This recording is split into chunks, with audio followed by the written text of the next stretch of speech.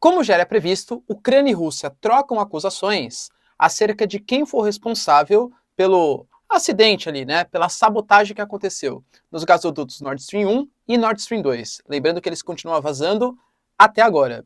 A Rússia chamou a Ucrânia de estúpida e a Ucrânia chamou a Rússia de terrorista, né? Enfim, a coisa está bastante tensa ali na região. Tivemos hoje a contabilização de todos os referendos nos 4 territórios que foram ocupados pelos ucranianos. E sim, como era previsto, o sim ganhou e algumas consequências já começaram a acontecer. Desde o início dos conflitos, pela primeira vez, a Rússia se pronuncia oficialmente e garante: se a gente conseguir determinado objetivo que eu vou contar para vocês, a gente fica satisfeito. Aparentemente, esse é o ponto limítrofe do grande objetivo da Rússia. Continuam as manifestações do Irã, inclusive agora o Irã, atacando alguns pontos estratégicos do seu próprio território. O exército, a polícia, né, iraniana. E também a música Bela Tchau, em persa, claro, né, em farsi, sendo utilizado como referência. E para finalizar também, a gente percebe que uma sucessão de governos não muito bem sucedido do Partido Conservador lá do Reino Unido está abrindo espaço para a causa trabalhista no país. Será a volta da esquerda também no Reino Unido? Se você quer entender um pouco mais sobre esses assuntos, e muito mais também sobre geografia, geopolítica, atualidades, política, polêmicas, enfim, tudo para você se manter sempre bem atualizado, já se inscreve no canal, deixa seu like, compartilha esse vídeo, que eu, professor Ricardo, conto muito com a sua ajuda. Belezinha? Pessoal, para quem não sabe, né? Tá tarde, hein? Tá tarde, já tinha que saber já. Sou candidato a deputado estadual pelo estado de São Paulo, 23333, e eu conto muito com o seu apoio para, de maneira orgânica, a gente conseguir uma vaga lá na LESP, tá? Esses últimos dias, pessoal, movimentados, respondendo dúvida e tal, eu, Ricardo, eu quero provar para você que eu sou o melhor candidato possível para te representar na Assembleia Legislativa. E deixe meu WhatsApp aqui, ó, à disposição para você tirar qualquer dúvida e conseguir, claro, divulgar as minhas propostas. Lembrando que não estou usando fundo eleitoral, hein? Acho que é um compromisso também com o dinheiro público. Tamo junto, educação, segurança pública, propostas dos mais vários setores. Beleza? Então bora lá pro vídeo, pessoal. Seguinte, a gente teve mais uma vez uma troca de acusações. Para quem não sabe o que está acontecendo, né, tá meio perdido ainda no que está rolando na geopolítica, existe um gasoduto que conecta a região de Yamal, que é a parte oeste da Sibéria, que é a parte russa, aliás, a parte asiática da Rússia, que conecta até a Alemanha. Passa ali pelo Mar Báltico, pela Dinamarca e tal. E próximo da Dinamarca, a gente começou a ter alguns vazamentos no Nord Stream 1 e também no Nord Stream 2, que fazem praticamente o mesmo trajeto, né? São ali quase paralelos. Bom, pelo que está indicando, a Polônia confirma, a Alemanha fala também, a Rússia, enfim, diz que tem que investigar um pouco mais, mas praticamente confirma. Não tem como acontecer no mesmo espaço, sobre aquele ponto, aquela explosão, se não for algum tipo de sabotagem. E aí começam as guerras de narrativas, né? A Ucrânia, por exemplo, galera, falou com todas as letras que o que aconteceu nos gasodutos foi um atentado terrorista da Rússia. Pô, mas por que a Rússia atacaria o seu próprio gasoduto? Lembrando que o Nord Stream 2, ele nunca nem chegou a funcionar, e o Nord Stream 1, ele estava funcionando com 20% da sua capacidade, e aí desde agosto, por conta das sanções, enfim, praticadas pela União Europeia e pelo Canadá, a Rússia cancelou o fornecimento de gás.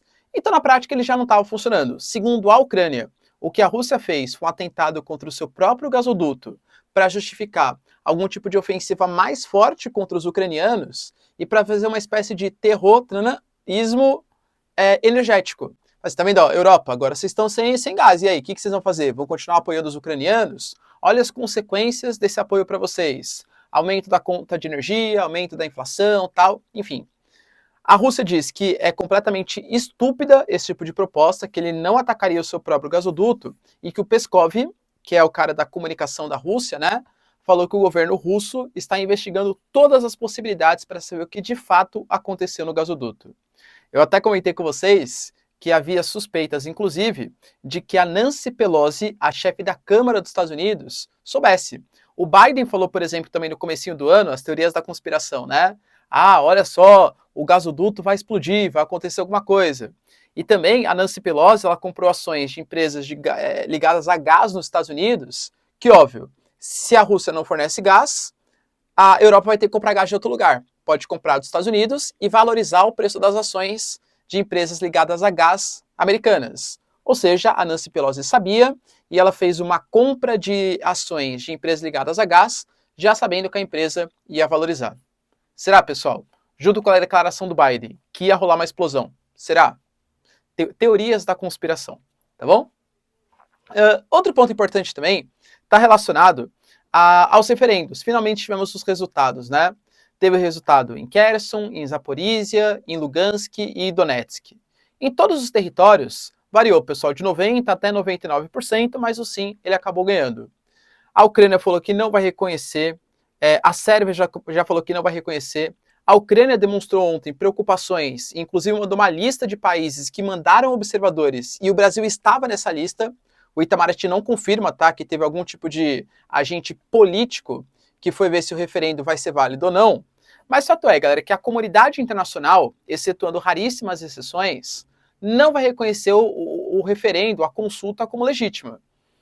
Independente disso, a Rússia, já no dia de amanhã, muito possivelmente, vai lançar um projeto na Duma, que é no parlamento russo, para fazer uma votação de anexação desses territórios. Isso vai ser discutido na sexta-feira e, muito possivelmente, até o dia 4 de outubro, essa data, os territórios vão estar anexados à Rússia. A União Europeia disse que não vai arredar o pé e vai continuar aplicando sanções. A gente teve hoje o anúncio de mais um pacote de cerca de 7 bilhões de euros em sanções aplicadas à Rússia, graças à reanexação, à anexação ilegal dos territórios frente à Ucrânia. Tá? Lembrando que o Putin disse que poderia fazer uso de armas nucleares. E hoje a gente teve algumas denúncias que países europeus mandaram agentes químicos que seriam favoráveis ao tratamento de algum tipo de ataque a atentados nucleares. Será, pessoal? Esses países sempre trabalham com inteligência. Você acha que o Putin teria coragem de usar algum tipo de arma nuclear contra a Ucrânia caso ela faça algum tipo de ataque nos territórios anexados? O que você pensa? Hoje o Peskov, que é o cara da comunicação da Rússia, ele falou que para começar uma possibilidade de um acordo e um fim dessa operação militar especial, tem que dominar a região de Donetsk. Donetsk é o território que pertence a Donbass e ele ainda não foi. Lugansk já está muito mais dominado, né? Donetsk depende da fonte que você utiliza, mas está de 55% a 65% do território dominado pelos russos. Teve importantes derrotas aí recentes, né, com a Ucrânia retomando alguns territórios, mas ainda pertence, aí vamos colocar uma média, uns 60% ao território da Rússia. Segundo Peskov, essa operação militar especial, ela vai dar um break quando tiver conquistado libertado, né, ele diz, toda a região de Donetsk. Então, aparentemente, de novo, né, isso é muito mutável, geopolítica, né, mentiras, narrativas, enfim. Mas, aparentemente, a partir do momento que a Rússia tiver conquistado Zaporizhia, Kherson, Lugansk e agora Donetsk 100%, a operação militar especial estará concluída. A grande questão é, a Ucrânia e o mundo ocidental vai aceitar essa separação da Ucrânia em duas Ucrânias? Entre a Ucrânia russa, que vai ser território russo, e a Ucrânia não russa? Se não aceitar, vai fazer o quê? Vai arriscar tomar uma arma nuclear na cabeça? Que é o que o Putin vai fazer, pelo menos nas promessas? Geopolítica bastante complicada, tá bom? Citei para vocês também recentemente o caso da Mahsa Amini, que é uma garota de 22 anos que tirou algumas fotos e fez algumas aparições em público com um pedacinho ali do cabelo aparecendo para fora do hijab, né? E por conta disso, a polícia da moral e dos bons costumes pegou essa garota e no final ela acabou falecendo. Aí tem uma guerra de novo, né, de retóricas, de histórias. A polícia diz que foi por conta de um ataque cardíaco, enquanto a população não se convence disso. Algumas denúncias de maus tratos, tal, enfim. Fato é que a população feminina começou a se manifestar, inclusive tacando seu hijab no fogo. De novo, não porque eles sejam contra a religião, tá? Uma coisa bem diferente. É porque eles são contra o Estado opressor que se utiliza da religião para oprimir as mulheres. Essa é a ideia, tá? Bom, as manifestações elas continuam, né? As mídias elas continuam propagando esse tipo de informação. E hoje uma música bem conhecida, né? Que é a Bella Ciao, Novela tchá, enfim, né? Esquemático aqui a música. Foi utilizada na versão em Farsi, que é a língua oficial, né, do Irã, para ser como se fosse um símbolo da independência desse movimento. Cara, quando começa o movimento, isso tem uma certa simbologia, contaminação do cenário internacional, isso tende a crescer bastante. O regime iraniano está alegando que isso está sendo quase como se fosse uma revolução colorida. Ou seja, os países ocidentais, vide Estados Unidos, que não gostam do Irã, eles estão financiando propaganda, fake news, tal, desinformação, para motivar a população a lutar contra o regime iraniano. E não porque, segundo o Irã, claro, tá? O Irã seria um mau governo, mas sim por uma influência externa dos Estados Unidos, ok? O Irã, ele foi tentar, digamos assim, acabar com o mal pela raiz, vai entre aspas, porque a Mahsa Amini, ela é de uma regiãozinha que é a região dos curdos, né? Os curdos, para quem não sabe, é a maior minoria do mundo, entre aspas, é um povo apátrida. E um pedaço, uma parte de onde eles vivem, é no território iraniano. E é de lá que ela veio, uma regiãozinha um pouco mais liberal, tal, né? Não tem tanta regulações assim, tanta opressão do Estado com a parte religiosa. E eles foram lá, a polícia, né, hoje, porque é uma região de intensas manifestações, e aparentemente tudo está surgindo dessa área. E eles foram lá, combateram, oprimiram, tal, então tem uma situação bem tensa no Irã até hoje. Você acha que isso pode significar o fim do regime iraniano? Eu particularmente acho que é muito cedo para falar, tá? Mas está ganhando corpo, está ganhando música, relevância internacional, tá? A imagem é muito forte, né, da mulher queimando o hijab, então isso circula pelo mundo, tá? O regime iraniano tem sim que ficar preocupado. E para finalizar, pessoal, contei para vocês que a Liz Truss, que é a atual primeira-ministra, sucessora do Boris Johnson, aliás, até esqueci de falar, tá? Uma coisa que está preocupando a Rússia, sabe o que é? Aumentou o preço da vodka, galera. Aí não dá, hein, professor? Aumentou o preço da vodka para os russos, aí não dá, hein? E eles culparam as sanções do mundo ocidental. É também uma máquina de propaganda para falar que a culpa de tudo de ruim que acontece pela Rússia é dos países ocidentais, né?